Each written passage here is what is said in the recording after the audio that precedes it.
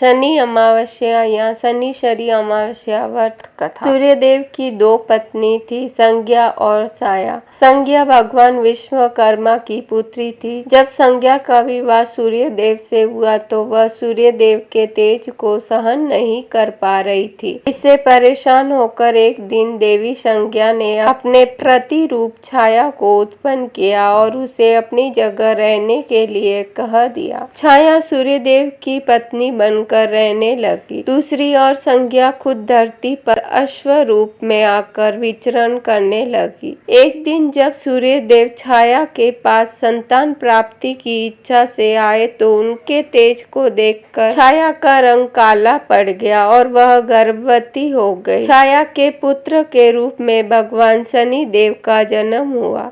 जिस दिन शनि देव का जन्म हुआ उस दिन शनिवार और अमावस्या तिथि थी।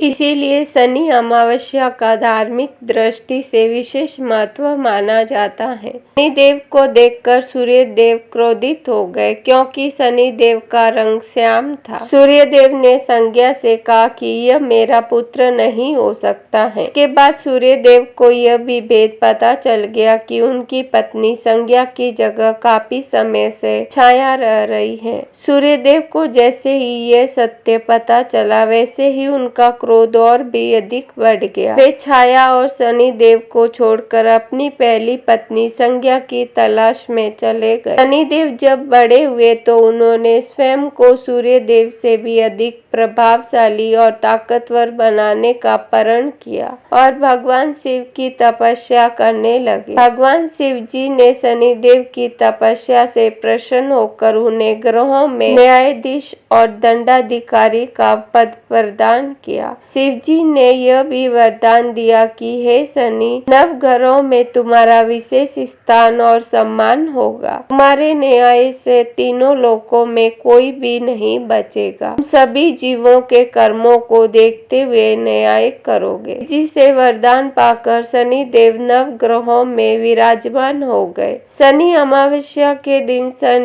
की कथा का पाठ करना शुभ फलदायी होता है, जो कर्मों से उच्च पद दिलाने की प्रेरणा देता है।